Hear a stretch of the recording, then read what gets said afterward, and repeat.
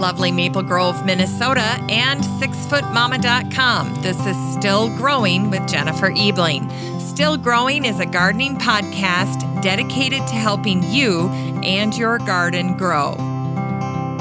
Hi there, everyone, and welcome to Still Growing, and thank you for listening. I'm your host, Jennifer Ebling.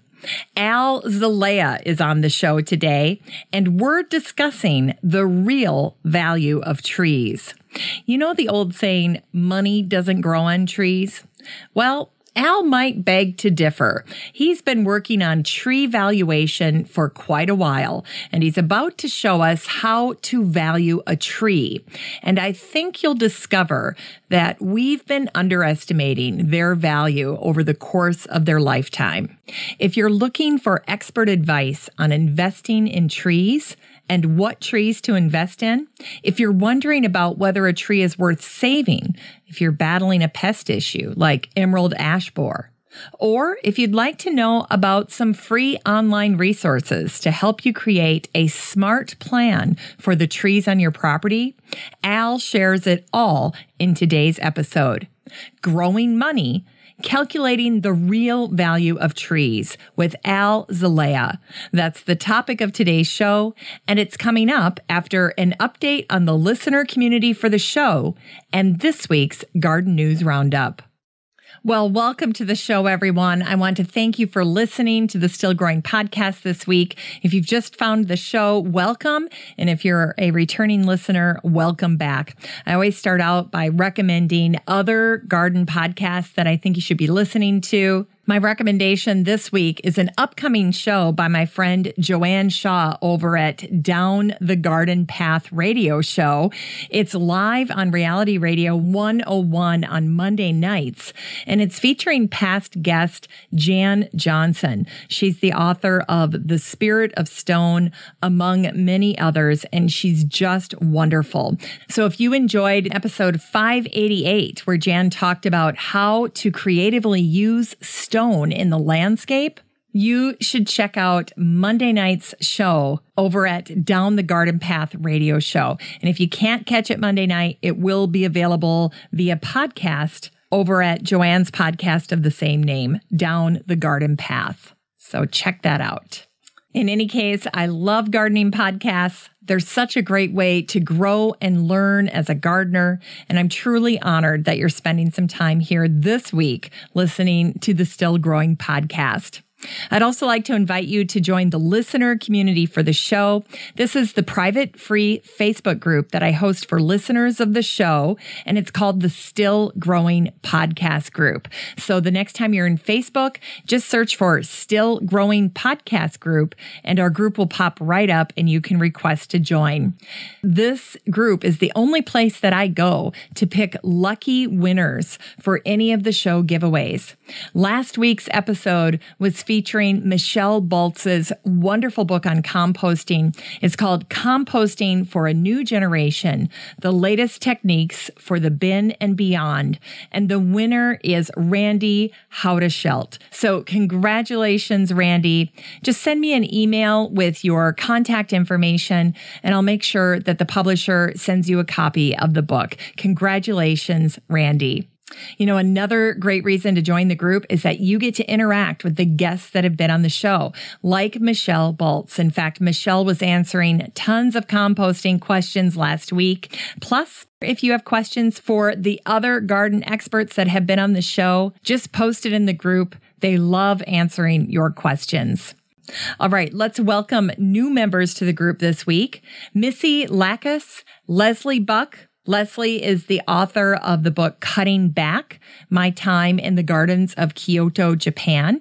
That was an episode that was featured back in February. So if you haven't had a chance to listen to that, check it out. Demetrius Brown, Karen Douglas Brown, Josh Yates, Ashley Trendler, Maria Hurley, Ann Myers Souter, Alessandra DeCampos, Drew Harris, Angela Robinson, and Alicia Rasvi.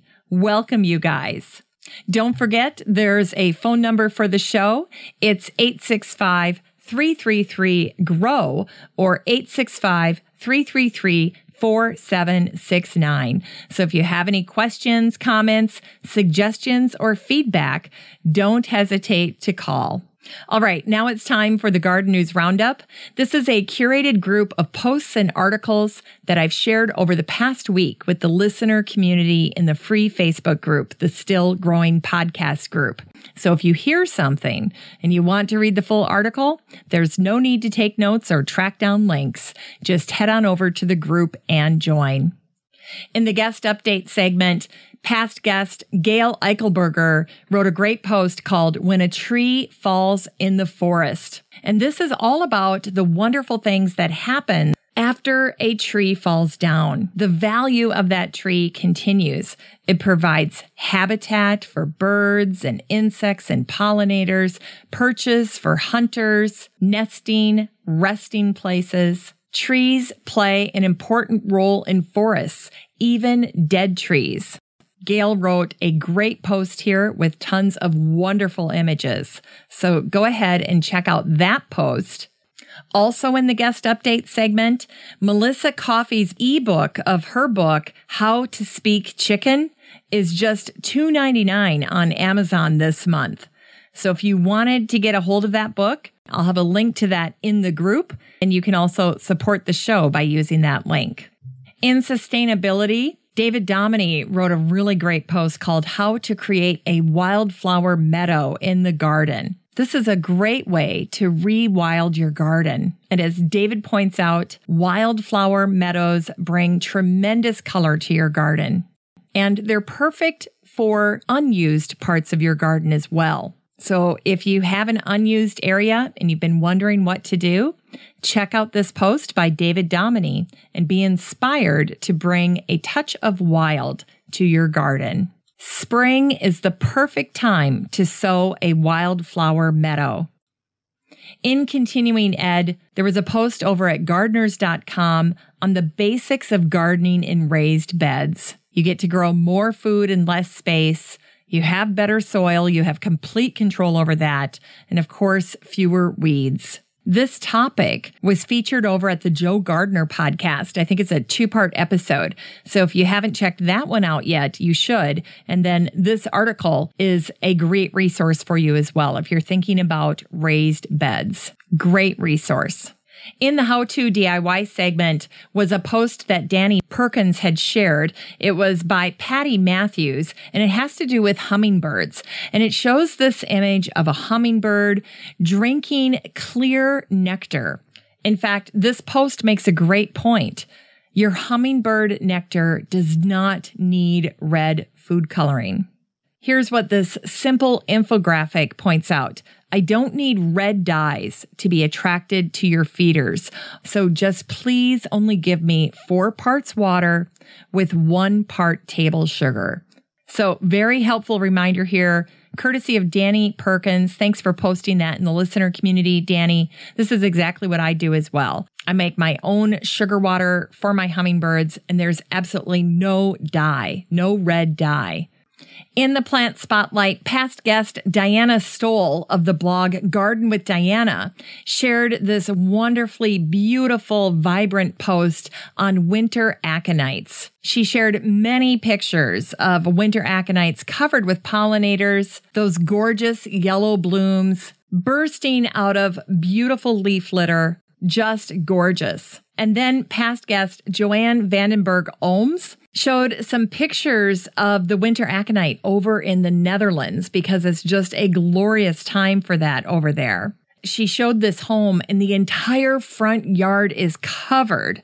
And then there's this really cute picture of a black cat and this lawn of yellow flowers, just gorgeous.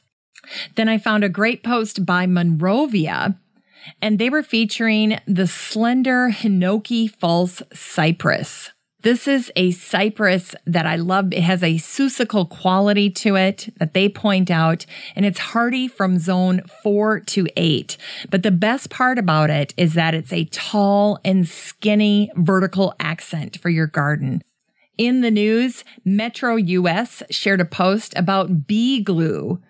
Bee glue, or propolis, is a sticky brownish substance that occurs when bees combine sap from evergreen trees and their own byproducts and beeswax. And they use this as a coating when they build their hives. Apparently, folks are looking at the health remedy aspect, the natural treatment of using this bee glue to stay healthy. So that was a very interesting post. There was a great post that was shared in the New York Times that was all about this search for a lost strain of rice. The most amazing part of this article is that a chef from Charleston actually found the rice growing in a field in Trinidad. Now, this was interesting because the farmer was descended from slaves who once lived in Georgia. Quite a story, quite a history with this lost rice. Great article. Love that one. In the Dream Guest segment this week is horticulturist Greg Grant. He is one of a kind for sure, a native son of Texas. His story was also featured in the New York Times. The article was called "Every Plant Has a Story, You Just Need to Dig." Greg is living in rural Texas on the homestead where his family has lived for 5 generations, and he's slowly rewilding that entire area. And he's quite a character. So that's why Greg Grant made the Dream Guest segment this week. In Science this week, City Lab shared a great story on David Nowak. David Nowak is one of the folks who has done early work, pioneering work on the valuation of trees. And so in doing research for today's show, I found this great article that they wrote about David, and it's called "What Are Trees Worth to Cities?" That's a great read. It's quick, plus lots of great insight on urban forestry here. There was also a fascinating post about the hairy flower wild petunia and how it spreads its seeds. It does it with a bang. The plant flings tiny seeds from a small torpedo-shaped fruit. The seeds can travel as far as 20 feet through the air. So what they did in this article is they shared a video that shows this seed exploding out of the fruit. Dwight Whitaker, a professor of physics at Pomona College in Claremont, California, says, "Hey, it's just like throwing confetti." In shopping this week, listener Randy Haudeschelt shared a book that he loves for composting, and it's Barbara Pleasant's Complete Compost Gardening Guide. So I looked it up, and you can get used copies of this book, this wonderful resource from past guest Barbara Pleasant, online for just a couple of dollars. So go ahead and check that out. I've put links to that in the group. And then I just wanted to report back. I got my copy of The Salad Garden by Joy Larkham, and I think it only cost me about $2 to $3. And I absolutely love this book. This is a guide that helps you grow more than 200 salad plants. It's by Joy Larkham. It's absolutely beautiful. I have it sitting out in my kitchen, and I just love it. So check that one out as well. In recipes this week, The Guardian shared their 10 best onion recipes. Everything from sausage stuffed onions to onion fritters, egg salad with onion, and so on. Lots of great recipes here, some perfect for spring. Finally, in inspiration is The Art of Dee Nickerson. She's based in England, but she does so much work that has to do with the natural world, and her paintings are gorgeous. I first discovered her by following a post by Bridget Strawbridge. She posted a piece that was called Freedom, and it just shows this woman walking through nature on a snowy day, and I loved it so much I had to track down the artist. So again, her name is Dee Nickerson, and you can see all of her work on her Twitter account. Just beautiful. Today's quotables all have to do with trees. Here's one by Ronald Reagan. "A tree is a tree. How many more do you need to look at?" Here's one by Barbara Dean. "Hunting a Christmas Tree. Green Prince. Winter 1994-1995. I have a particular feeling for this particular tree, and here is where the difficulty is. For I am about to kill it. Here's one by Ralph Austin, A Treaty of Fruit Trees, 1653. Oh, how sweet and pleasant is the fruit of those trees which a man hath planted and ordered with his own hand, to gather it, and largely and freely to bestow and distribute it among his kindred and friends. Here's one by Ralph Waldo Emerson, 1844. Plants are the young of the world, vessels of health and vigor, but they grope ever upward toward consciousness. The trees are imperfect men and seem to bemoan their imprisonment, rooted to the ground. Here's a really great one from Alice Walker in The Color Purple, 1982. Us sing and dance, make faces, and give flower bouquets, trying to be loved. You ever notice that trees do everything to get attention we do, except walk? Here's one from George Pope Morris, Woodman, Spare That Tree, 1830. Woodman, spare that tree. Touch not a single bough. In youth it sheltered me, and I'll protect it now. Finally, this one from Thomas Church, Gardens Are for People, 1955. In the intimate and humanized landscape, trees become the greatest single element linking us visually and emotionally with our surroundings. Other manifestations of nature, great rocks, deserts, moors, torrents, hurricanes, stir us, fill us with awe, make us afraid or humble. But a tree we understand and can allow to become part of us. It is no wonder that when we first think of a garden, we think of a tree. Well, that's the Garden News Roundup for this week's show. Just a reminder, you can get all of these posts with links and bonus content in your Facebook feed if you join the listener community for the show in the free Facebook group, the Still Growing Podcast Group. I'd love to meet you in the group. With that, let's transition to the topic of today's show, growing money, calculating the real value of trees with Al Zelaya. Al's an urban forester for the Davey Tree Expert Company based in Chicago. He works with the Davey Institute, which is the research arm of the company. And he works with a small team building models that reveal the practical services and benefits of trees on multiple scales for homeowners, businesses, and municipalities. Al and his team see beyond the beauty of trees to examine the hidden benefits, such as how much carbon they are storing, how much pollution they are capturing, and how much stormwater they're intercepting. That's just for starters. On a micro level, homeowners can be unsure of how to value the trees on their property. But Al's team understands the various values that people should consider. When it comes to investing in trees, homeowners can realize increased property values, reduced energy costs, even a decrease in the amount of time a home may be on the market. I said at the top of the show that there's that old saying that money doesn't grow on trees, but Al would beg to differ. There is a monetary value to the services that trees provide.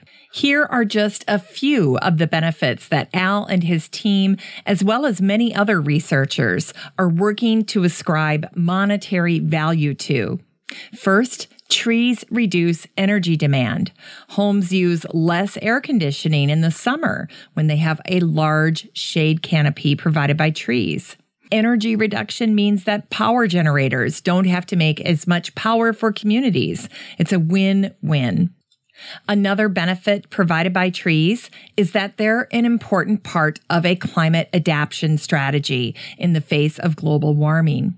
During photosynthesis, trees use carbon dioxide, one of the culprits of global warming. In fact, half of the weight of a tree is carbon. They are massive carbon sinks, masters of sequestering carbon, as Al likes to say. We know that trees help reduce stress, and there are a number of researchers working on trying to attach a value to that. But trees also reduce pollutant concentrations and improve public health. Think about this. Have you ever thought of trees in terms of public health? You should. It's one of the areas where Al and his team have been making great strides. We know that trees intercept air pollution, so they improve air quality. And trees absorb pollutants like ozone and nitrogen dioxide and sulfur dioxide. Plus, they intercept particulate matter, the very fine dust particles that are in the air. And particulate matter can have very detrimental health impacts. Think about folks with asthma or respiratory ailments. By reducing particulate matter, people can go to work, kids can go to school, and Al's team can actually attach a monetary value to trees in that regard, thereby making the case for trees as a vital investment for overall public health. Just this one benefit is such a powerful example of the importance of this work. The work of calculating a value of our trees. Al's work continues the legacy in urban forestry started by Dr. Dave Nowak of the U.S. Forest Service and Dr. Greg McPherson of the U.S. Forest Service. In a recent article, Dave Nowak whittled down 30 years of studying the economic value of forests to this singular piece of advice. If you can only plant one tree, plant it in a city. As for Dr. McPherson, he grew up under a canopy of American elms in Howell, Michigan. Despite attempts to save the trees, they were all lost to Dutch elm disease. Having felt the sting of that loss, he became a green accountant, developing new methods and tools for quantifying the value of nature's benefits from city trees.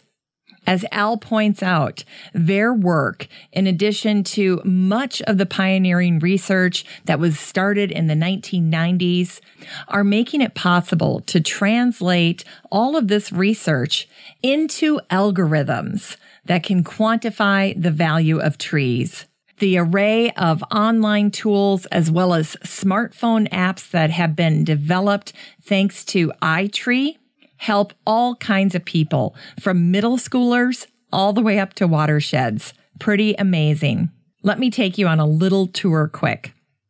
The first one is the online tool for design over at itritools.org.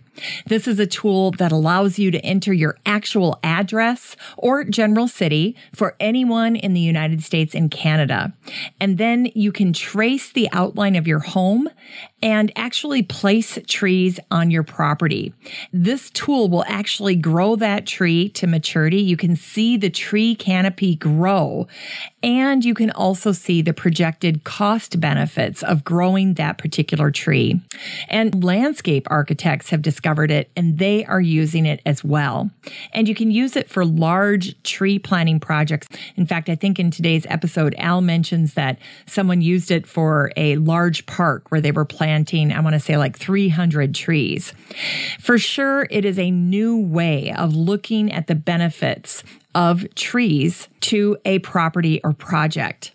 It can capture how much stormwater is being retained, how much carbon it is sequestering, and it shows all of that value over time.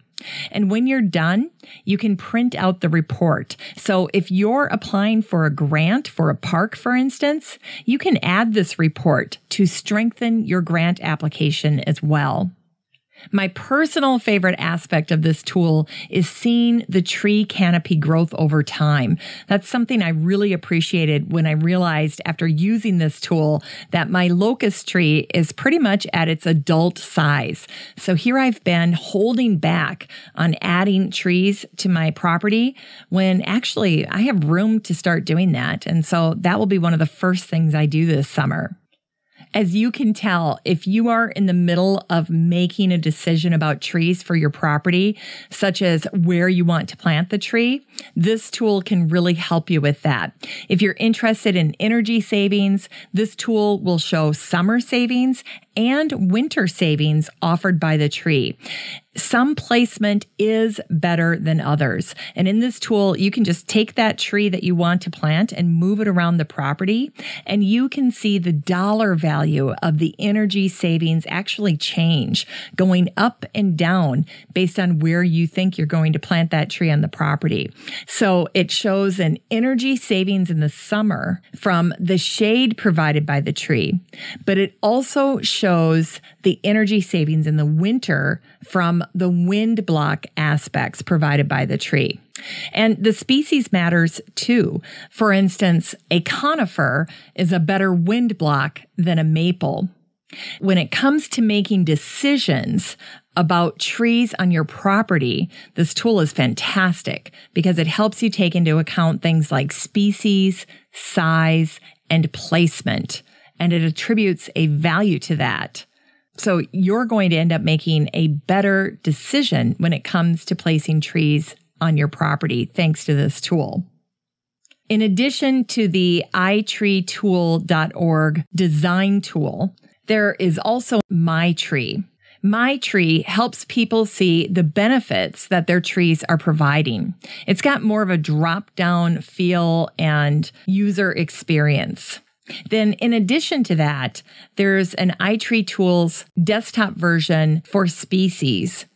Now, this tool is interesting because you kind of engineer the tree that you should plant based on a bunch of different criteria that you can choose. You begin by entering your location and also the height information to address constraints, for example, with wires. So if your tree shouldn't grow more than 20 feet high, you can specify that. And then you can look at the species of tree that you should be considering, not just based on their beautiful fall color, but also now based on functions like temperature reduction, air pollution removal, allergenicity, carbon storage, wind reduction, air temperature reduction, and so on. And then based on all of those things, it gives you a list of trees. So you can say, hey, I want great wind reduction. I want on a scale of 1 to 10, 0 allergenicity. I want it to provide temperature reduction in the summer. And then the tool will spit out a bunch of tree species that you should consider, including great information about those species as well. Now, here are a few important points to keep in mind for today's episode. Al points out that we naturally celebrate tree planting, but we should equally celebrate tree care because that's where you really realize the value of the tree. It takes a long time to get a tree to maturity. We need to focus on tree preservation, which means care and maintenance, as well as planting trees, because that is how trees become a sustainable and worthwhile resource. We should also prioritize tree placement in relation to our homes. So I asked Al this question to consider the various quadrants, north, south, east, and west. Where does the most benefit come from? And here's what Al said. West and north should be priority quadrants because of the benefit that they provide of summer shade and winter wind block. So if you're going to place trees, place them on the west and north side of your property first. Next would be east. Planting trees on the eastern side of your property cuts down on the impact of morning sun, But the most negative impact in terms of dollar value is placing trees on the south side of your property. And the reason for that is because it has a negative winter impact. If you think about it, the sun moves a little south in the winter, and a tree on the south side of the house can actually block the sun from the house. And that will give you a negative cost savings impact in the winter. So west and north first, then east, and last of all, south. So if you're thinking about your tree budget and where you're going to spend that money, invest in west and north first.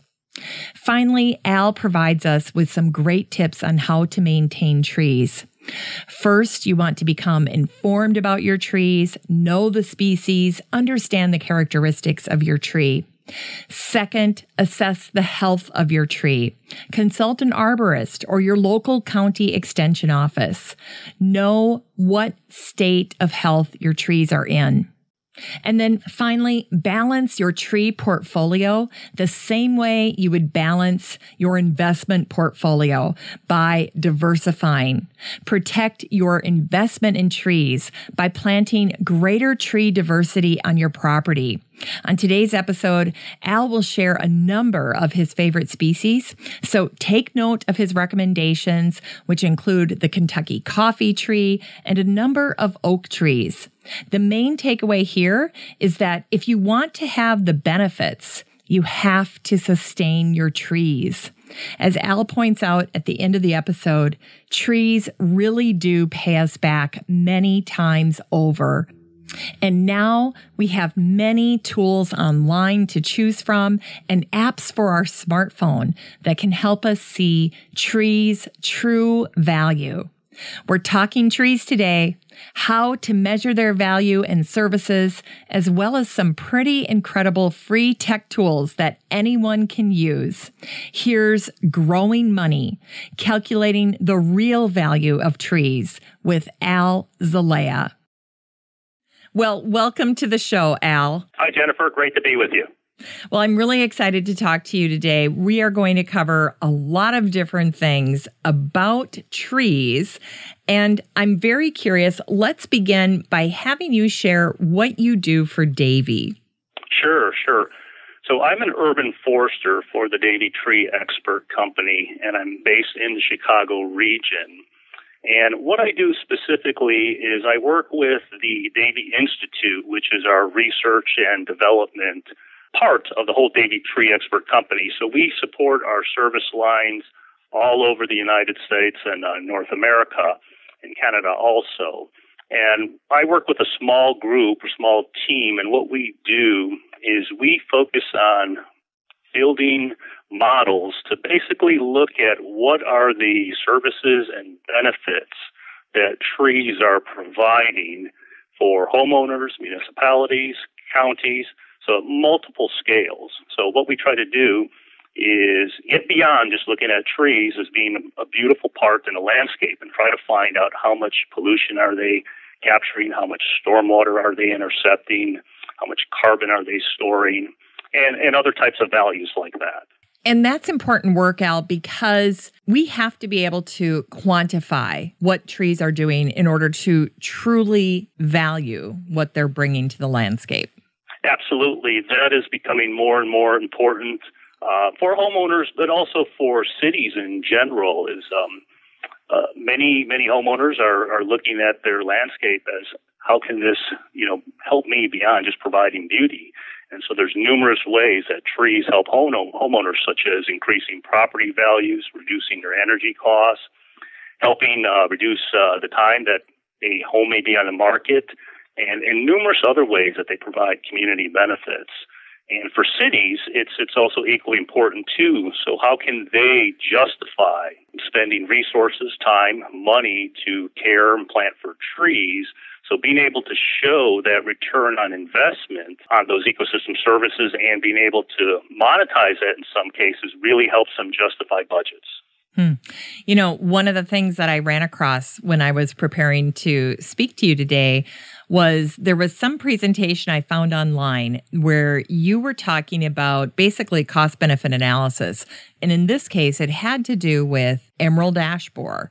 And I think you were trying to help someone or help a city or help communities determine, is it worth trying to save these trees, or is it better to just move on? Do you end up with questions like that quite frequently from people, especially when it comes to things like emerald ash borer, Dutch elm disease, things that can really wipe out certain species of trees in communities?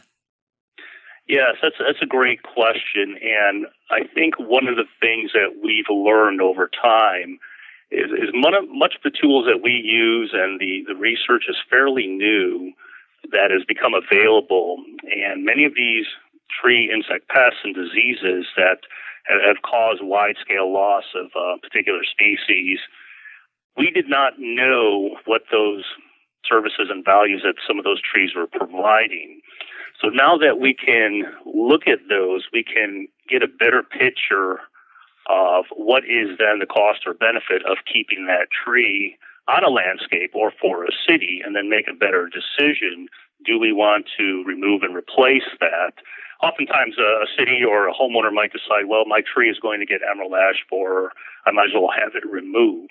But when you start looking at what that tree is providing in terms of energy savings or stormwater interception or just even increasing the property value, it almost changes the perception and the perspective of the value that that tree is providing, and that may change how a homeowner might look at protecting a tree. For instance, I actually have an ash tree in my backyard, and I've been protecting it for the past 7 years, and I look at that tree as a utility almost in terms of the stormwater that it intercepts, because I have water issues in my neighborhood just because I live in a low-lying area.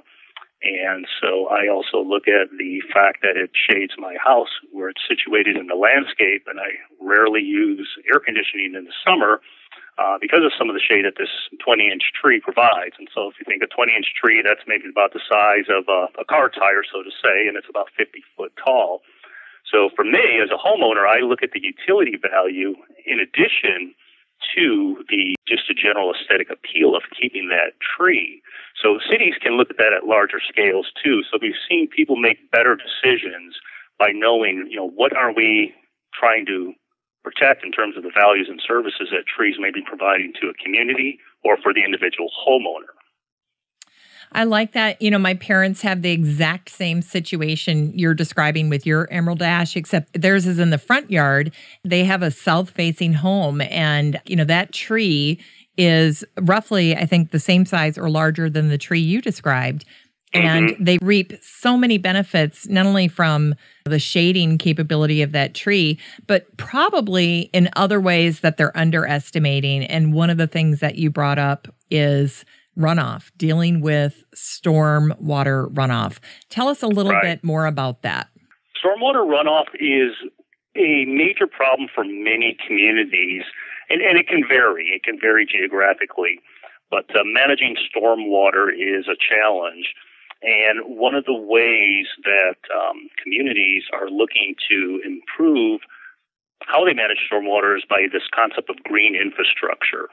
And so that is, how can we look at trees, shrubs, and other vegetation to help mitigate stormwater? And so if you think about cities, much of cities are what we call gray infrastructure. So we remove farm fields, we remove forests, and we turn that into pavements generally, or landscapes, not so much landscape surfaces, but buildings and other structures, and it becomes gray surface. And then we may plant around the perimeter or where we can with small patches of trees and grass and so forth. But really there is a big difference. And so that impervious surface really has a tremendous impact on stormwater. Just hits that and usually flows into a drain, and then that carries pollutants into waterways and causes water quality issues and just stormwater management issues. It's flooding and things like that that could be concerns for communities. So if you think about trees and large vegetation, they're intercepting that stormwater. So they're slowing down that stormwater. Some stormwater will definitely make it through trees, depending on the canopy and the size, and the leaf surface. So different leaves, larger trees like maples and so forth have a large surface area. They'll intercept more stormwater and hold more stormwater. Smaller leaf surface area. If you think like say a ginkgo tree has a smaller, more fine leaf, stormwater will definitely go through that, but it'll still slow it down. And so there's some benefits in slowing that down. There's some benefits in intercepting and holding that. It then helps it not cause so much erosion in the soil, and it allows it to penetrate into the ground too. So there's subsurface benefits also. And then trees uptake water from the ground when it's not raining, and then they transpire the water vapor into the atmosphere. And so that actually even causes a cooling effect. So they're helping create more soil capacity, more storage capacity for water in the ground too. So there's kind of a simple way to look at trees. Larger leaf surface area of a tree is going to do more. Larger trees will do more too. And so trees, green infrastructure, they're really becoming more of a component for cities looking at different ways that they can help manage stormwater.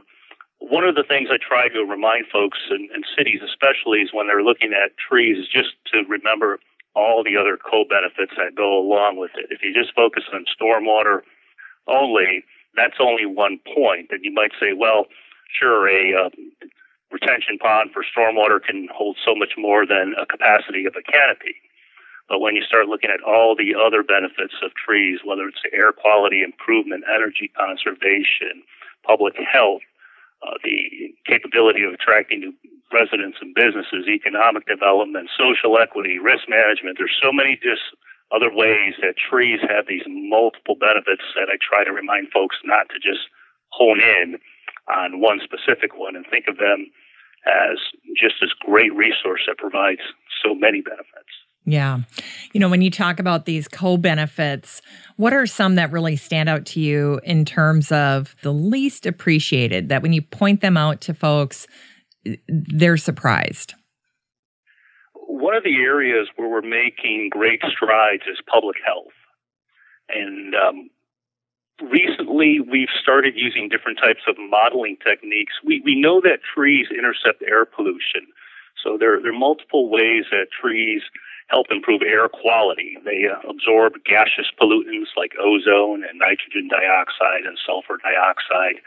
And then they also intercept particulate matter, very fine dust particles that are in the air. They're you can't really see them, but you inhale them and they can cause health impacts. So these particulate matter really have detrimental health impacts. And we now use a different type of modeling that looks at if we can reduce the pollutant concentration in the air, what are those public health impacts that we could then correlate that to? So how much can we reduce asthma incidents? How much can we reduce other respiratory ailments? And that all has impacts in terms of lost work days for employees, for children that go to school, so that we can actually attach a monetary impact to trees' effect at reducing air pollution and improving air quality. And so the public health impacts is really important. So those are things that, all communities care about. That's public health. We might not understand some of the other things like UV protection, which is a pretty important health component. But I think that people, especially with asthma incidents in children, that is something that we're starting to kind of try to make a lot of connections with is just the public health capabilities. And we can monetize it in many cases, too, using some of the Environmental Protection Agency. The EPA has a model that allows us to monetize what is that value to society for reducing pollutant concentration and improving public health. So public health to me is really one of the great areas where we're just starting, I think, to make those connections. But then there are many ways, too, that we know that trees reduce stress, but those are harder things to quantify and to monetize.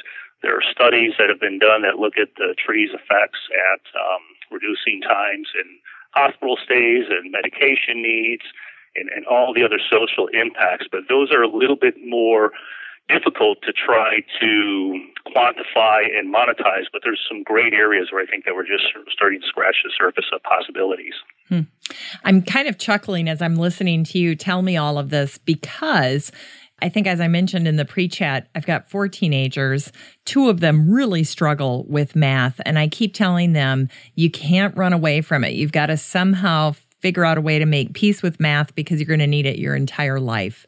And so if I were to suggest to them to pursue a career in forestry, I'm sure they would never imagine that they would be using the amount of math that you're using every day, Al, because there's a lot of accounting that's going into your work here. You're trying to put a value on so many different things to do that constant cost-benefit analysis with trees, whether it's with communities or government groups. So, I mean, you can't get away from it, can you? No, that's a great point. And I think we really have a lot to be thankful for in forestry, and particularly community forestry and urban forestry. There's a number of folks who pioneered a lot of the work, and particularly Dr. Dave Nowak of the U.S. Forest Service and Dr. Greg McPherson, also with the U.S. Forest Service, who's going to be retiring this year. And a number of other folks who did a lot of the pioneering research back in the 90s. And over time, just as technology has improved and advanced, to take a lot of that research that the Forest Service has completed and working with partners, including my company, Davey Tree, and some industry partners and nonprofit organizations, it's really a coalition of different organizations who've come together and tried to take a lot of this research and complex math and just turn them into, what we call a simple app now that you can call up on a phone. So it's amazing the amount of resources that are available to homeowners that pretty much take a lot of complex math and science and distill it down into a simple application that a homeowner can enter in information, a species, a diameter of a tree, and perhaps a little bit more information, and find out what are some of these ecosystem services that trees are providing right in their backyard. I want to get into those apps with you, but first I have a couple of questions, just because you've given us so much information about really the scientific way that you're looking at trees, which is so much more in depth than just a lay person would. My first question has to do with global warming. How do you perceive global warming as an urban forester? What's your perspective? Well, one of the great things about trees is that they can play a part in, say, like a climate adaptation strategy. So climate change and global warming are things that are becoming more of concern for communities. I think homeowners are starting to get this also, but it's a little bit hard sometimes for a homeowner to understand how does that provide value to me as a homeowner. So that's one of the things that's a little bit more complex. But one of the things that trees do is during the process of photosynthesis, they use carbon dioxide, which is one of the primary greenhouse gases that's responsible for global warming. So with sunlight, water, and carbon dioxide, which is in the atmosphere, trees are pulling out and using that carbon dioxide and storing carbon in their biomass. So if you think of that large tree that we were talking about 20 inches or so, ash tree I was describing earlier, half of that biomass or that weight of that tree is considered carbon. So the trees are actually acting as a carbon sink or a carbon store. And as trees grow every year and put on more mass and more leaves and more branches, they're storing more carbon. So for the individual homeowner, if their trees are healthy, that's going to continue to increase over time. And conversely, as trees die and senesce and drop branches, that biomass is then returned back to the atmosphere. So there's actually an incentive for homeowners and communities to keep their trees healthy so that they actually store, and we use the word sequester. So that's actually pulling out, and they store carbon dioxide, or they use carbon dioxide and store that as carbon in their biomass, and we use that term sequester. They're sequestering carbon. But they also release carbon when they die, too. So there's also the impetus to keep your trees healthy. So that's one aspect. The other aspect is going back to the co-benefits. So if you think about trees benefit in terms of reducing energy demand, so a tree that's shading a home is going to reduce the need for air conditioning.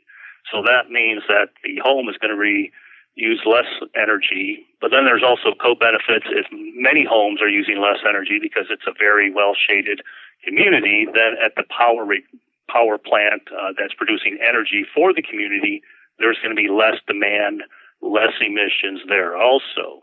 So you have these local benefits of trees just storing carbon, but then you have the energy effects, which reduce the emissions for the home, and then the secondary benefits of not having to produce more energy at the power generation source. So in short, there are just great ways that trees and green infrastructure can be part of a climate strategy. Many communities are starting to look at their trees as that type of resource. One thing to think about is that think about planting a tree. How long does it take to get a tree to maturity? That's a long time. Yeah. So we focus a lot on planting trees, but we really need to have that same type of emphasis on preserving trees. So the large trees that we have already, maintaining those and ensuring that they can keep doing what they're doing and continue on being a sustainable resource while we're planting new trees to replace those over time.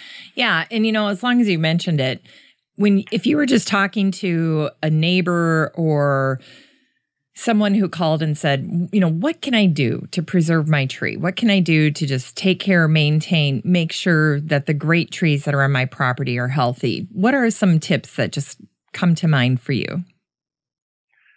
I think for homeowners, it's a process of first becoming educated about your trees. One of the great things is that the internet provides us with a wealth of resources to learn about trees.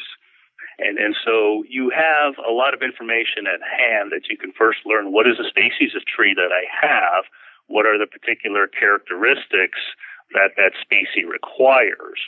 And then, how is the health of that tree? That's a little bit more of a tricky question. One of the things that we would always say as an arborist is to consult an arborist. So many companies like Davey have the offer of having an arborist come out to evaluate the health of a tree, can teach you about your tree, and just give you some general advice. Davey.com, our website, there is a blog, there's a homeowners resources, arborist information on there. So you can learn a ton about different things about your trees, because it varies regionally. And I'm in the Midwest, and I probably couldn't help folks in Albuquerque as much with their questions, or in the Southeast, but there are usually experts in those areas. And so you can definitely always talk to an arborist, but you can probably also talk to local extension offices too. Most counties have an extension office, and they're charged with helping homeowners learn more about their trees and other types of landscapes and agricultural questions too. So there's a lot of resources, but learning about trees will help you make a more informed decision. Some of the tools that I use that help you learn about the benefits of trees will help you understand what a resource that is, and may help you kind of make a decision as to why you should care for that tree or help your community plant more trees in some cases. The other question I had for you had to do with this very ambitious project that I've been reading about, and it's called the Great Green Wall Project in Africa. The whole goal of the project is to create this wall, this 8,000 kilometer long wall that goes across Africa, all across the southern part of the Sahara Desert. And the whole goal is to really change and transform Africa with the benefit of this green wall. It's really just a bigger version of what people try to do in cities all over the world, which is to create more of that green infrastructure that you were talking about. Do you have maybe a good example or a good story you can share about a community or an urban area that you're aware of that dedicated itself to creating more green infrastructure and then all of those co-benefits? There's a couple that come to mind, and Grand Rapids, Michigan is always one of my favorite stories because they are a Midwest community on the shores of Lake Michigan, and there were several individuals that were really key, but they started having to deal with emerald ash borer impacts, and so the loss of ash trees. And they had a really great organization, the Friends of Grand Rapids Parks, active and looked at the benefits of trees. And so the city was preemptively removing some of the ash trees, saying, we're going to lose these ash trees anyway. Let's just start cutting these down. And some of these local residents saw what was happening on some of these blocks where you had mature trees literally just they were healthy, but they figured we're going to lose them anyway. They were being clear cut and cut down. So the residents in some of the other blocks said there's got to be a better way. They worked with the local arborists to understand what were the options. And at that time, we were just starting to come across new options for treating and protecting ash trees. And then they started using the information of what are those trees providing in terms of the benefits. And they decided to treat some of those trees on their own individual blocks just to protect them. And the city saw that this was effective and worked with the groups to really change the policy of how they were going to deal with emerald ash borer to protect and preserve the tree canopy. So it was somewhat of a transformative change, but it all started just with residents really being able to see what was being lost and being able to quantify what were some of the impacts in terms of those services and benefits that the community was going to be losing, and then making that case with the city.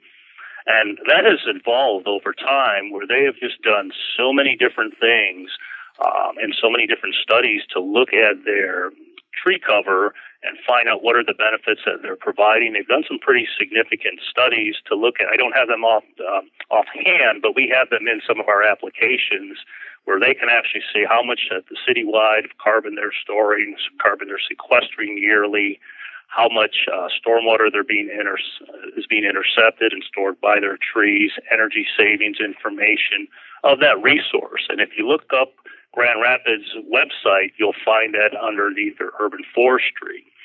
So that's one component, is just moving from somewhat of not knowing a whole lot about benefits, using that information to move towards a more proactive management stance. But now, after emerald ash borer has passed through and they're dealing with the implications of not doing other management techniques over time, not caring for all the other trees just because they had to deal so much with emerald ash borer impacts, they're starting to get back to traditional yearly maintenance and management of their entire urban forest.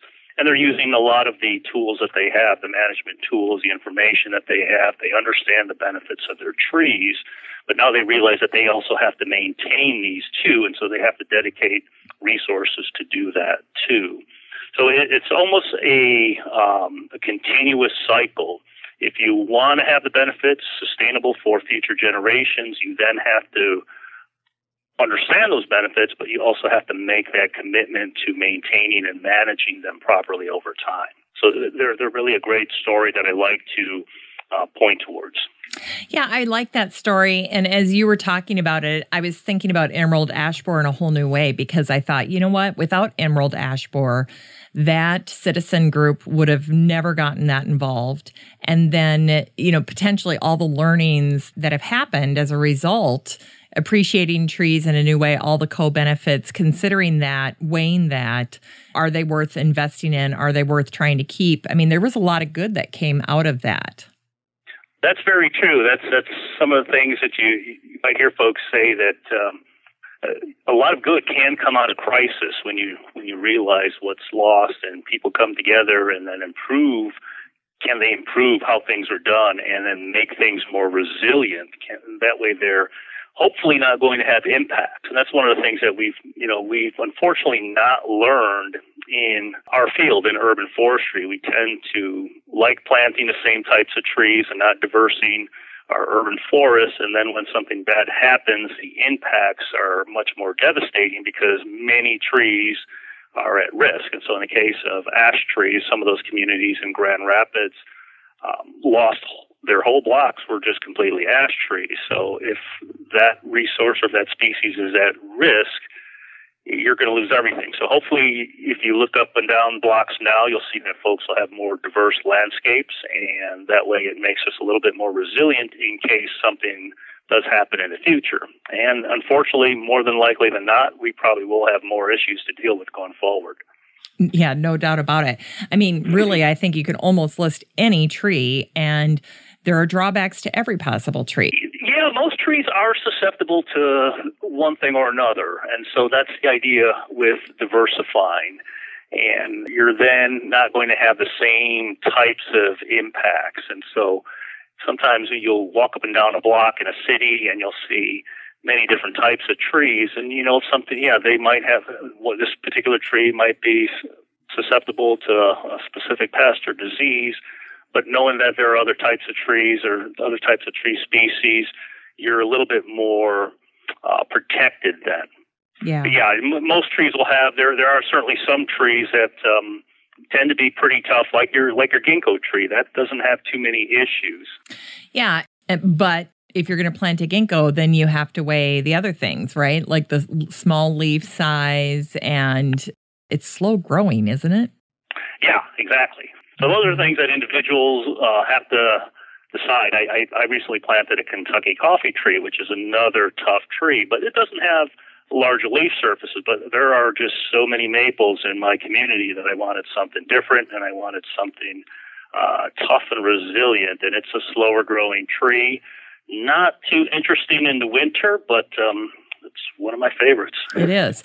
I talked to somebody who locally is a master gardener, a friend of mine, and she said the same thing. She's like, if I have to plant a tree, I'm going with the Kentucky coffee tree. So it wins people over. Yeah, and it's doing great. It's not every day you get to talk to an urban forester. So I have to ask, as long as we're on this topic, we've talked about the ginkgo, we've talked about the Kentucky coffee tree.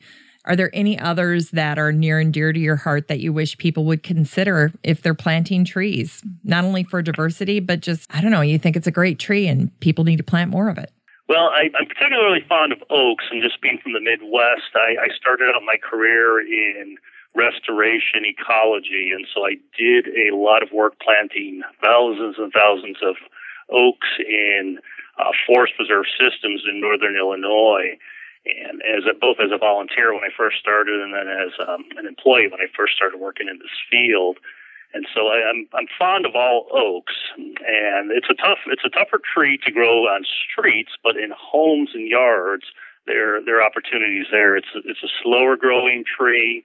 It's generally a tougher tree. So that's one of the trees that I like, but it's not a tree for all situations. I think that homeowners really need to kind of become educated with their local area, though, to make that decision. So for me, I like oaks. I have a lot of black walnuts also, which most people don't like, but I love that tree too. And it's another tough tree, but it's very messy. Yeah. So I can see why you don't see people planting black walnuts other than if they're doing plantings in parks or natural areas. But those are trees that I just think are fascinating. But yeah, oaks are one of the trees that have a hard time regenerating right now just due to some of the issues and competition with invasives in natural areas like buckthorn and honeysuckle. So they have a hard time growing in and regenerating in some of our natural areas. So if we planted more of those in, say, parks or homes, they provide so many resources, too, for wildlife and insects. It's just a great tree. So I'm pretty much fond of numerous types of oaks. Now, I have to ask one other question, and then let's dive into these tech tools. I was surprised to learn this year how much damage Japanese beetles can do to trees. My parents have a neighbor they have a beautiful linden tree. And that tree was just turned into lacework over the summer because we had just had terrible Japanese beetles across the Twin Cities this year. Oh, well, I think you have to look at the tree and the amount of damage. So that's something that some trees can tolerate some damage. In some years, not knowing what you were describing, how significant that can be, Japanese beetles and other defoliating insects, whether it's gypsy moth, and there's a number of other ones, that can have some impacts on tree health. Now, generally, it's one of those things where, again, going back to, it's hard to make a generalization. And then that's where you can always go back and we always say, ask an arborist or contact a local certified arborist to take a look. And is this something that I need to be worried about? Yeah. Oftentimes it may not be. It may not be that big of a deal. And it also depends on the time of the year, the season too. If it's later in the season when you're seeing a lot of defoliation, whether it's Japanese beetles or other things, it may not be as impactful as early on in the season.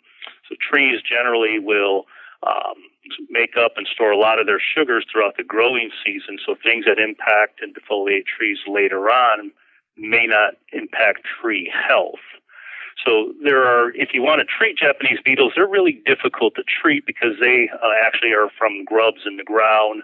And so a lot of times having a lawn that is really well watered can actually help increase Japanese beetles. They're Japanese beetle traps, which are really not effective. That, from what I'm told, they just actually attract in more Japanese beetles. So it's somewhat of a difficult tree to try to treat for, and it's more or less try to look at the impacts of those beetles and see if it's something that really is worthy of trying to look at more complicated type treatments. All right. Well, I've learned a lot here. So one of the key takeaways is timing can be everything when you're talking about damage to your trees. So if you're going to have something that's going to attack the foliage on your trees, better later in the year than earlier. Yeah, like a lot of the tent caterpillars that you might see tend to be later on in the season, at least in the Midwest. And so they're not too bad. They're more aesthetic type issues. They might just be in an isolated area where you're losing some leaves, but they tend to happen later on in the season, and it might not be that harmful to trees. But it also speaks to having a healthy tree throughout the year. So having a tree that is properly mulched and making sure that the color of the tree looks good if it's having issues throughout the year and then it's getting defoliated at the end of the year, that's not good too. So it's kind of compounding things. And I know you're familiar with a decline or a death spiral. Trees tend to have multiple stresses and multiple impacts can then go further in decline than a healthy tree is more resilient and able to withstand, say, a less frequent or an isolated impact. Very interesting. Oftentimes, gardeners can be such worry warts. My grandma would have said they're worry warts, But I loved what you said about if the damage occurs early in the season versus late in the season. Don't get so worried about things like tent caterpillars or Japanese beetles. If it's happening late in the year, they're going to drop their leaves in a month anyway. It might not be that big of a deal. Right. Yeah. Well, I have my little MacBook Pro opened up here, and I'm ready to go to any website you want to direct me to. One of my favorites is the ITRI Tools website, which we manage with our partners at Davey and the U.S. Forest Service. And if you just look up ITRITools.org, that is the homepage. And that is kind of the launching point of many great tools that you can use we really have an all lands, all people approach. So we have tools that are designed for middle schoolers all the way up to folks who are managing watersheds. And if you look at one of the tools, if you're on the website, and I know folks are just listening, there's a tool called ITRI Design. And if you were just to type in ITRITools.org/design, or you could click on design on the left panel. Yep. This is a tool that allows you to enter in your address, and it's for anybody in the U.S. and Canada. We're a little bit limited of applying this tool widely, so it's mostly just U.S. and Canada addresses. But you can put in your street address in this tool. And if you don't have a street address, you could just enter in a city. If you're just, say, doing a planting project somewhere in Tennessee, you could just put in Chattanooga, Tennessee. But this tool is really designed for homeowners. And so what it allows you to do is enter in an address. And it just has a small Google map. And you can trace your home and then place trees around your house. They could be existing trees, or if you're planting trees, and then you can just put in some information as it asks for. It's just about 3 steps, and it will grow out the trees if you like, so you can put in how long do you want to see these benefits aggregated over time, and so it'll actually project future benefits too. So it's a great little tool for learning about the benefits of trees that are right in your yard.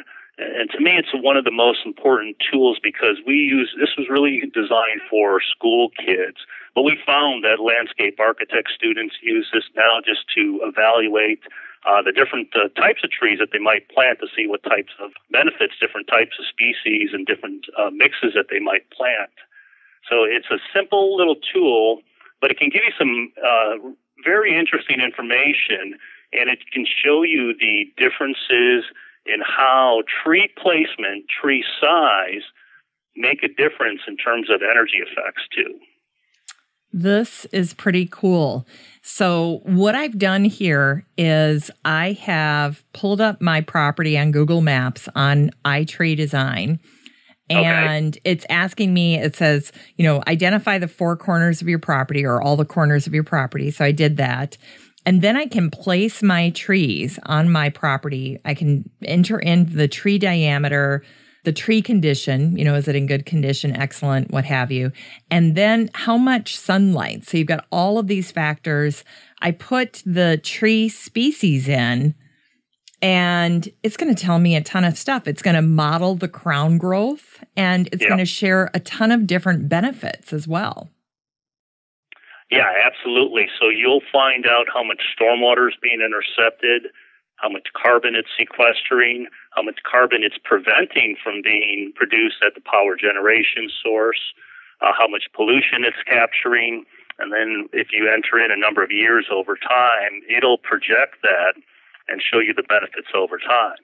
So think about like if a school group is doing a tree planting at Arbor Day, we always try to get them connected with this tool because they might just be putting in a small 1-inch tree with a local city forester or volunteer group.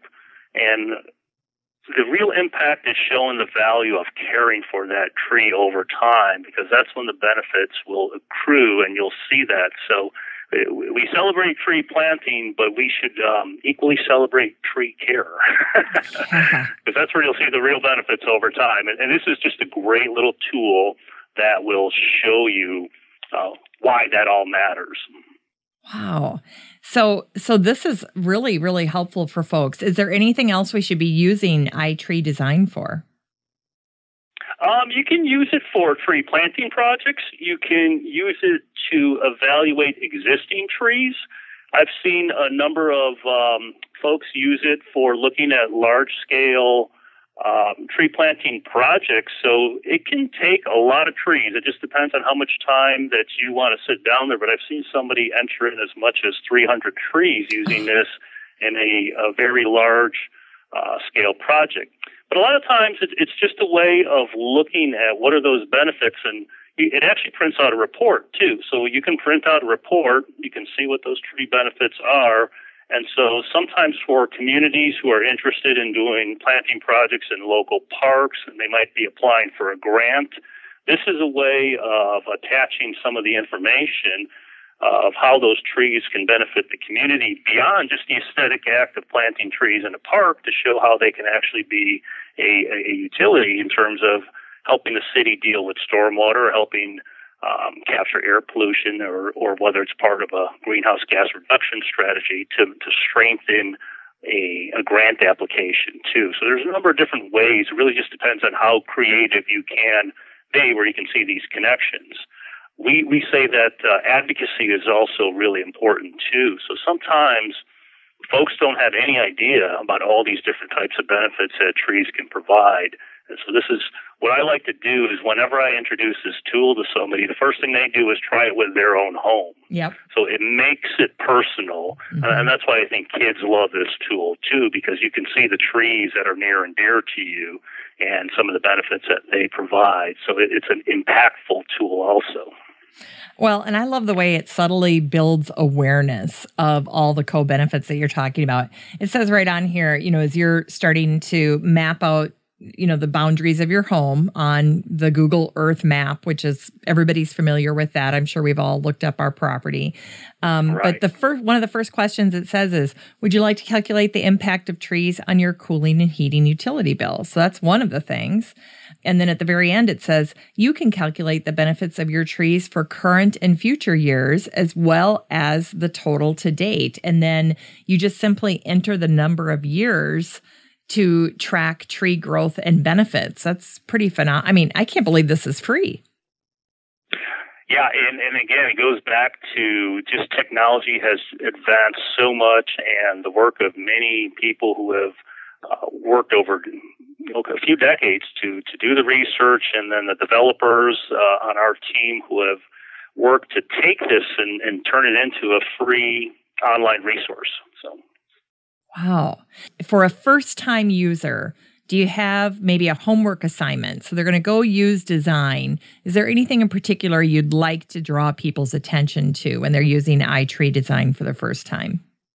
I think one of the main things that design will show you is that decisions matter.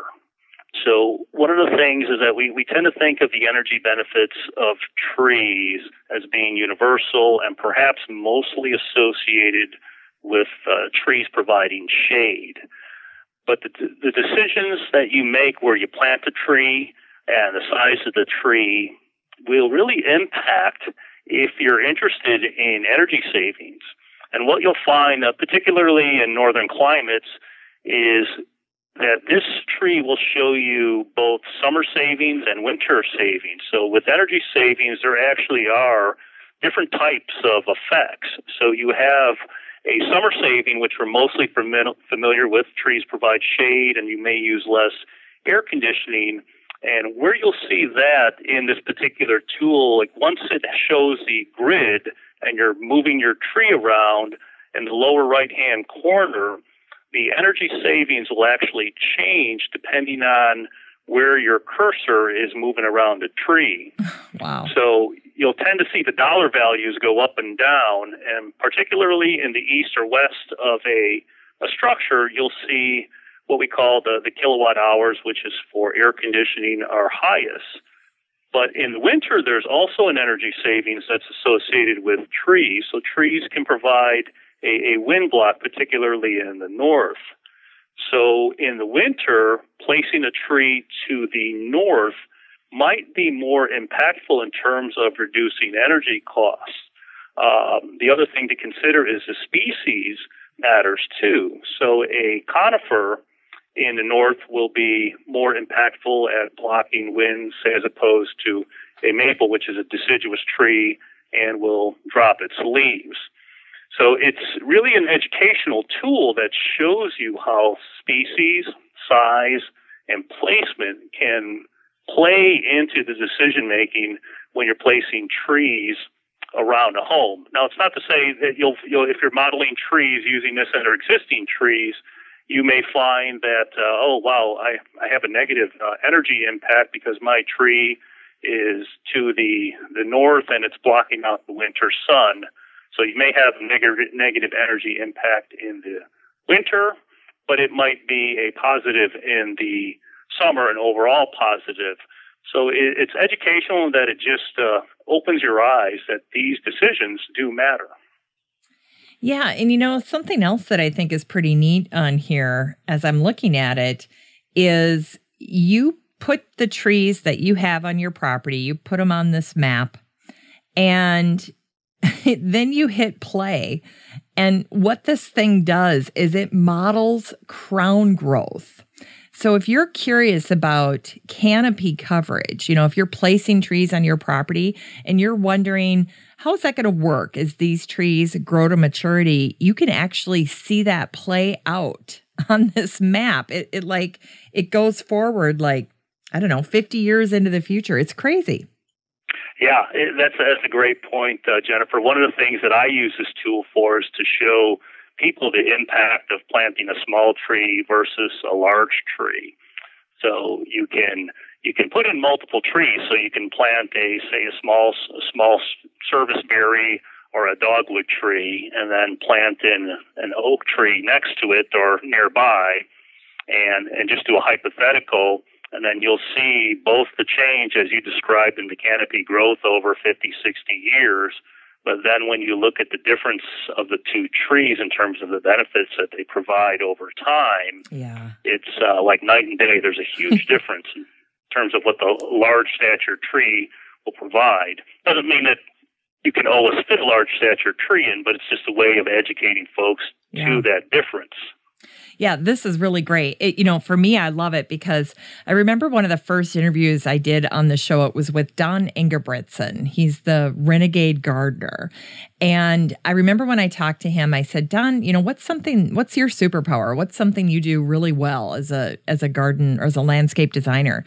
And he said, I have the ability to imagine or to see what a property will look like at maturity. So when he's placing things, he's just got this uncanny ability to, really see that future growth and incorporate that into his design. That's a strength. I don't have that. So even as you're talking, I'm putting my locust tree on here. And what I was so struck by is I'm going, I have no idea how much bigger that thing's going to get. And I'm looking at this going, well, you know what? It's not going to get much bigger. So note to self, because if you don't have that ability, you can kind of, I don't want to say withhold, but you're restraining yourself unnecessarily. You could plant more trees, but when you can't anticipate how big a tree canopy is going to be, you can actually stop yourself from planting trees when you could actually be planting more. Yeah, that's a great point, Jennifer. One of the things, just a small word of caution, too, is the visualization component on this particular tool. It doesn't take into account potential conflicts like wires and other trees and other structures. So it doesn't have that capability of that logic of analyzing, what is actually in that Google map. Yeah. So it's more or less a tool that'll give you just a visualization of tree canopy growth, but it's not meant to be the all-purpose tool that can do that type of advanced logic and analysis. We're not there yet. Yeah. There's always variables, but in general, these algorithms are incorporating, like, under normal circumstances, here's what we would predict. And then, of course, we have to factor in some of the constraints or peculiarities about our individual properties. Yeah, exactly. So this particular tool is taking into consideration the species, the size, and then when you enter in the exposure to sunlight, that affects the growth rate and the condition also. So it's a tool that will kind of help you see the impacts of tree condition, and just exposure to sun is going to increase a tree's capability to grow. It's not to say they're understory trees also, and they'll just grow at a slower rate. Okay, now I've got a really cool question for you. I want to prioritize placement of trees with your knowledge and expertise. So without any other information, you buy a house, north, south, east, west. What quadrant do you plant a tree in? Organize it by where you think the most benefit comes from. So for me, I tend to look a little bit more towards the west-northwest for placement of a tree, mostly because you can get the benefit both of summer shade to the west, and then to the northwest, you get the benefit of winter wind block too. And so that's what you'll see in the design tool is generally your highest impact, if you're interested in energy saving, will be in sometimes that northwest quadrant, at least in northern climates. That might vary if you were doing something in the deep south where their climates are very different. Okay. So I'm more familiar with this area. So generally I go west. To me, I can stand cold. I actually like winter, so I would probably go to the west first. Okay. You'll find at the east, there's also personal preference too. So some people don't like heat or cold too. And then to the east is where I also like placing trees, just because that also cuts down on impacts of sun as it's rising up getting towards high noon. So if I'm looking at reducing summer energy effects and providing more shade, it's going to be west and then east, but northwest is pretty much a kind of a compromise of summer and winter. Where you get the most negative impact is generally to the south, and the reason that is, it's kind of interesting. You wouldn't think that is, and sometimes folks will kind of say, why is this coming up with negative values on this tool and design when I put a tree to the south? And the reason is it's because it has a negative winter impact. So if you think about in winter, the sun, it still rises in the east and sets in the west, but it moves more to the south. It almost kind of does its rise and setting in the southern distance. And so if you have a tree to the south of the house, you then are blocking that sun from helping to warm the house into winter, and then that could actually in turn increase the demand for heat and energy, and so you'll see a negative impact to the south. I actually see that with some of the existing trees in my house sometimes too, that it takes a long time for my house to warm up in the winter, even though all the trees have dropped their leaves, just because trees still do shade out some sun just with their branches and their structure if they're in the southern exposure. Interesting. Yeah, I can see where some folks would be confused by that. It's almost counterintuitive. Yeah. You can see it if you use the tool when you move the ITRI design tool, when you move a tree around, and you'll actually see a negative impact, at least in the north. And it also has to do with energy costs too. So the cost of heating energy as opposed to electricity, say, for air conditioning can impact that too. Oh, interesting. That is a really cool tool. I mean, I love that you can just say from a canopy perspective. That's fantastic. Yeah, it's actually, to me, we have some very complex tools that do hydrology modeling and do very large-scale modeling for cities and counties. But to me, ITRI design is probably the most important tool because it's something that I can connect a school kid or a homeowner or a politician to. I've been at conferences and politicians have come by, and then I can just show them that on a tablet, or even reporters, and just showing them that, and they're like, wow, I did not know that type of information was so accessible to me, and I could look at my own home on top of it. Yeah. I mean, that's just the part that it's like, and it's a free resource. It's completely free. Yeah. We're really excited about where design is going. Yeah. You know what would be cool is if someday it could somehow either hook up with Zillow or like MLS online, where you're selling and buying homes, where you could say, because they show you a map, they'll say, here is this house for sale. And then it'd be great to say, let me see the ITRI report on this home.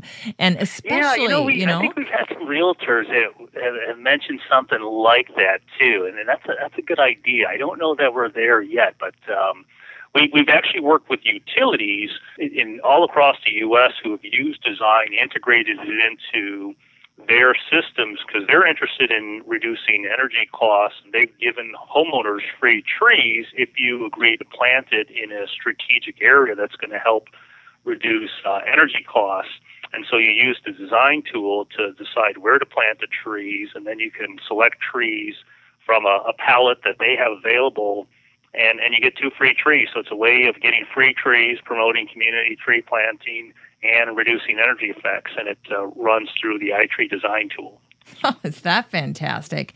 Yeah, I mean, it's a neat little project. The Arbor Day Foundation and UPS were instrumental in making that happen. And then just a number of utilities across the U.S. Have signed up to do this program. So. Yeah, and that's one thing, too, that I should mention is that ITRI is support. I mean, they had a ton of sponsors across the bottom of it, Arbor Day Foundation being one of them. Yeah. So it's all those partners that have really come together. So industry partners in conjunction with the U.S. Forest Service are the organizations that keep it moving forward and keep it free too. So it's a challenge in today's environment of shrinking budgets and so forth. Maintain and develop and try to keep building new tools and maintaining the old ones every time computer systems change. we have to then go back with our developers and rebuild things. So that's always a constant challenge. Well, this takes so much work, too. People probably won't appreciate all of the man-hours that have gone into this, but there's a lot of research and information that had to get plugged in for this to be the absolutely. There's a tool called Landscape, which is a little bit more of a technical tool. One of the things that we're trying to get at is trying to be able to find out where are people at risk and where are trees, and then where do we need trees. And so we can preserve trees that we know are in the community. So if we were to look at Maple Grove, canopy is probably distributed differently throughout the community, but so are population. So are there older folks who might be more at risk? And so we have census information, so we can really even start looking at social justice issues, health issues, and it's a tool that allows us to look at trees, people, and landscapes to prioritize planting and preservation strategies. But that tool took about 3 years to take all the information and make that into an online platform. Now that's But if you ever have time to play around with the tool, it's really interesting. It's a little bit clunky to use because it has so many different features, and we're always adding new things in there. But it's how can we make better spatial decisions is where we're going next. Okay, do you have any other online tools, or is there any other aspect of ITRI that you think would be good to draw our attention to? There's one other ITRI tool which is very similar to this, but it's meant for smartphones. And so this is just a derivative of design, and it's called MyTree. And so the design tool is meant for working on a desktop because you can draw a tree, but it's a little bit hard to do, say, on an iPhone or a tablet. And so we have another tool that's called MyTree, which is the same thing, the same type of website, itritools.org/MyTree. And this is something that's designed to just run the same type of program that we just ran through on design. It's meant to just use your location, so you could just enter in a street address and follow the same instructions that we had in design, but it's for smartphones, so it's more accessible. So this is something that you can use if you're just walking by and you're in a friend's yard and you want to show them something about hey, did you know, here's your honey locust. Did you know that let's put your tree into this app on a phone and see what benefits it's providing. It's a great way of helping folks see their trees in a new way. So it's the same, itritools.org/MyTree, and it comes up with a similar interface, but it's more just word-driven and drop-down driven. Oh, interesting. Okay, I like that. All right, any other tools? There is another tool that folks might find interesting, ITRI Species. ITRI Species. Yeah. Actually, the website for this is species.itritools.org. This is just a different tool for selecting species, but selecting them based on the desired environmental services that you want them to provide. So this too is another online tool.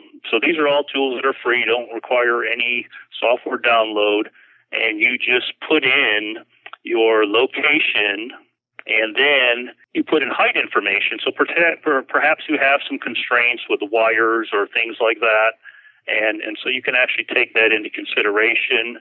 So it takes location information, it takes height information, and then you also put in what are the desired ecosystem services that you might be interested in. And then it will give you a list of species based on, say, if you're interested in temperature reduction, low allergen issues, or building energy, carbon storage. So it's a different way of looking at species selection. We often look at species selection based on color. So, yeah, I love the fall color. I love the flowering capabilities, but this actually just uses a whole different dynamic to look at selecting species based on the services or the functions that they provide. It'll give you a general list. It's not meant to be an end-all list to say that these are the top 10 trees that you should provide, but it's just something that can be supplemental to tree selection. So that's kind of an interesting tool that we recently redesigned and turned into an online tool that folks might like, especially homeowners.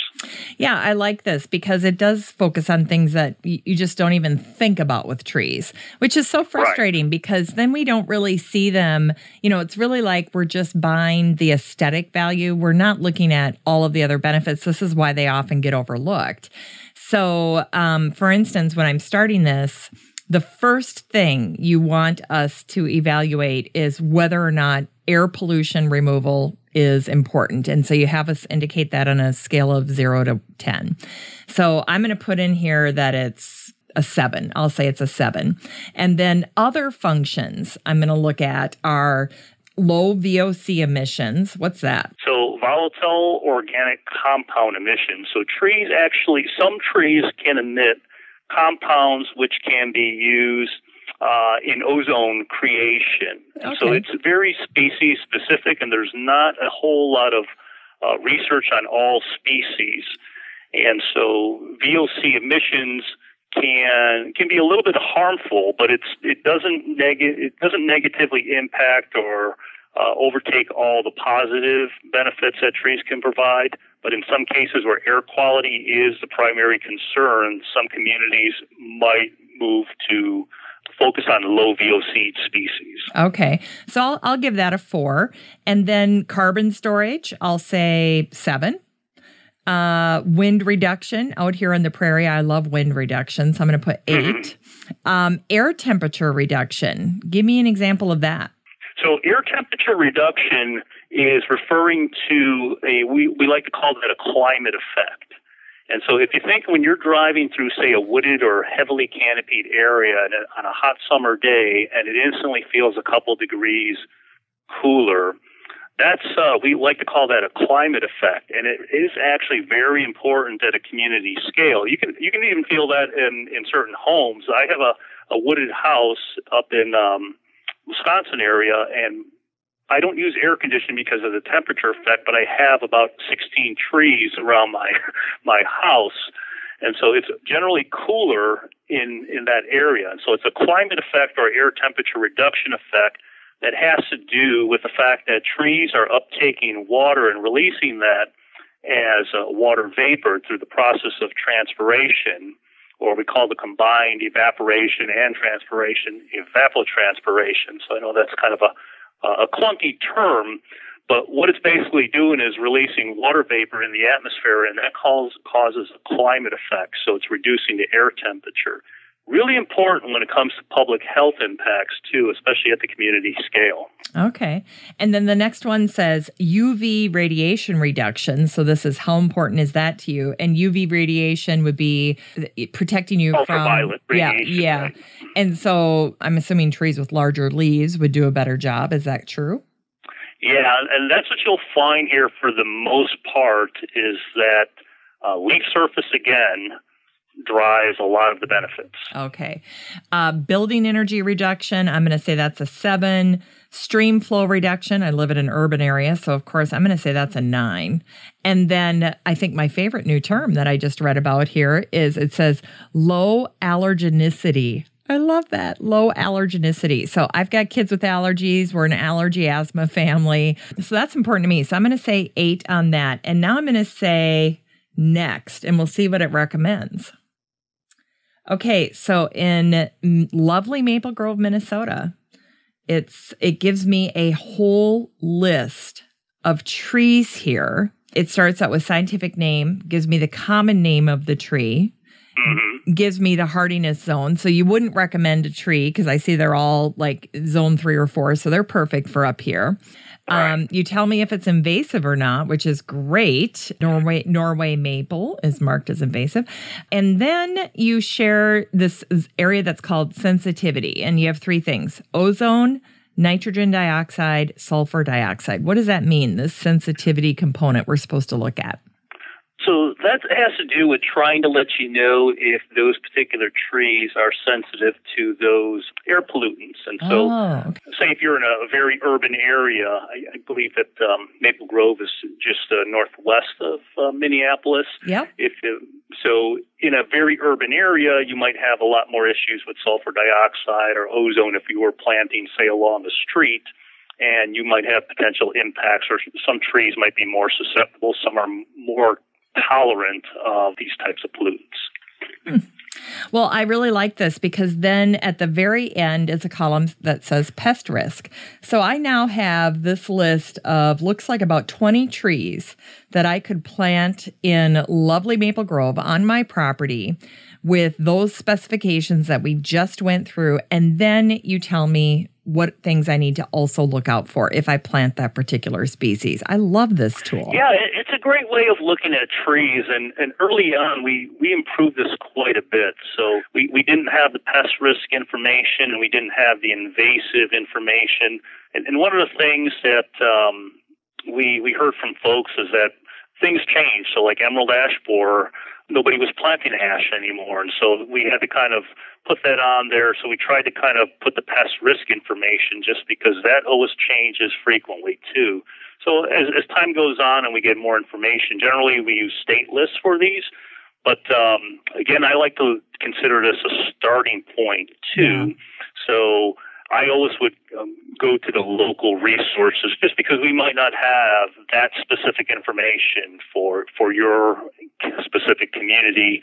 And so if you go to a good garden center or nursery, they would probably know a lot more and can verify. But it's a nice way of just looking at trees if you want to look at a different type of. And we asked nurseries, is this something that they could use too? Just to complement the way folks normally look at selecting trees, which tends to be by color or size or flowering capability. Yeah, I like it. I just think it helps people think a little bit more about those co-benefits that are so easy to overlook. And it says right here in the report, this is top 10%, or this is what I've picked. You can say all the trees, but I just show me the top 10% of tree species based on that criteria that I picked. And it's a wonderful starting point. And I love that you show not only the common name, you've got the scientific name, and then you show the zone, and then all of those things to consider. So that really is a useful tool. So if people want to find this, again, they go to species.itritools.org. Correct. All right. That's fantastic.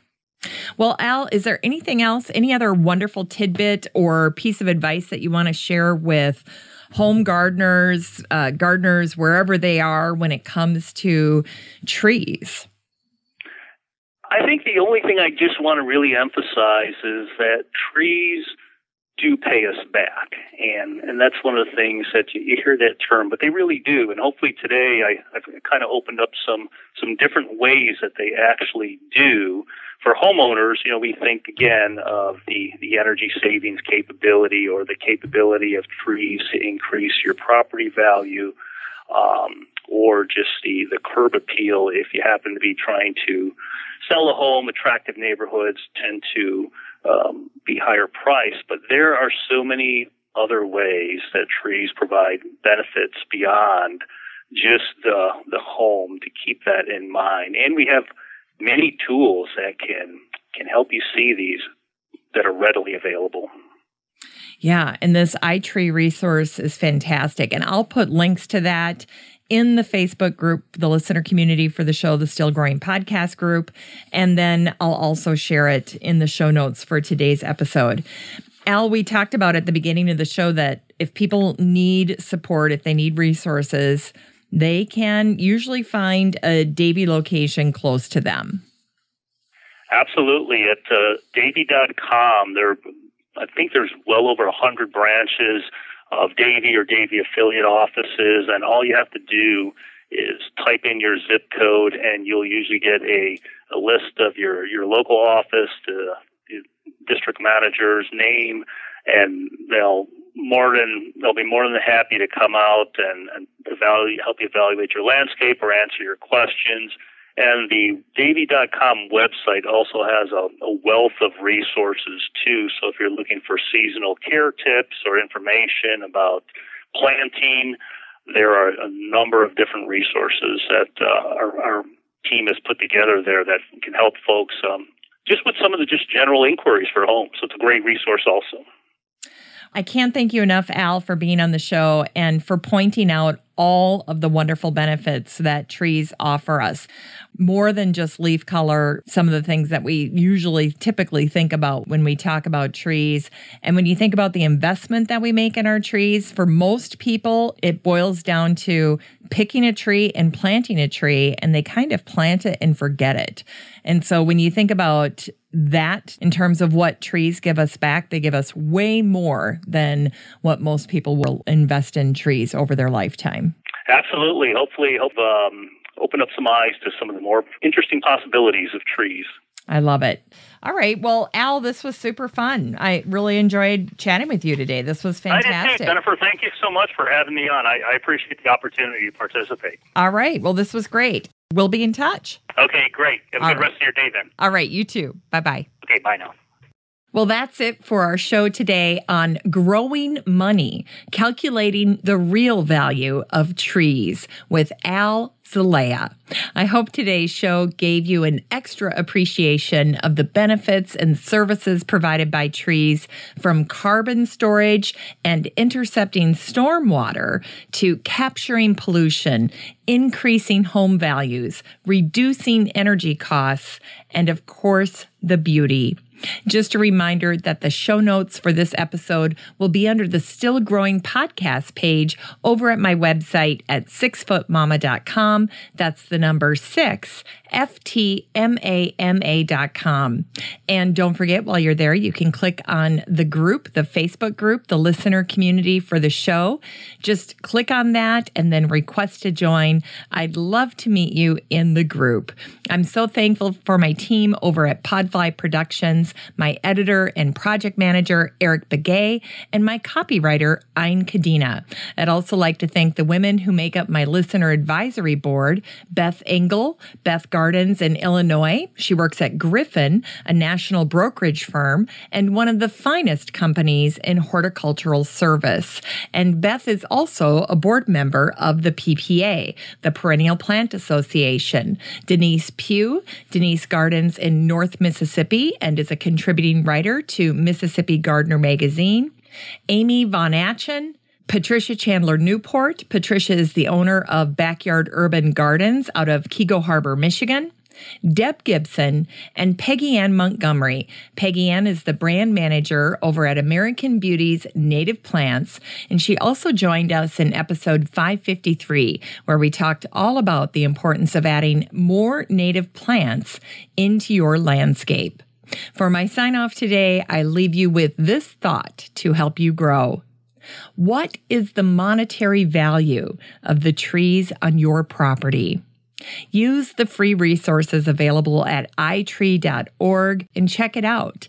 You'll have a more profound appreciation for your trees, and I'm hoping it sparks a commitment to tree care. As Al said, they pay us back in a variety of valuable dividends many times over. Have a great week, everyone. Still Growing with Jennifer Ebling is a 6footmama.com production made in lovely Maple Grove, Minnesota. Still Growing is a weekly gardening podcast dedicated to helping you and your garden grow. We can't talk about trees without talking about tree forts. Hi there, everyone, and welcome to Still Growing, and thank you for listening. I'm your host, Jennifer Ebling. Al Zelaya is on the show today, and we're talking about the real value of trees. And there went my alarm. Ah! I know why you don't like tree jokes. You're afraid you're going to get stumped. In fact, Al and his team work with cities to answer certain questions like, how can they justify the time, money, and resources involved in planting and caring for trees?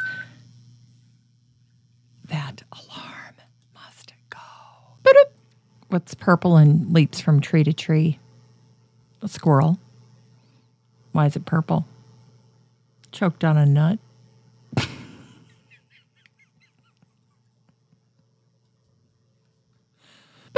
In fact, Al and his team work with cities to answer certain questions like, what's up, trees? with the listeners in the free Facebook. Oh, I gotta sneeze. The fairy Howard. Oh gosh. The hairy flower. Another very important benefit provided by trees is tree houses.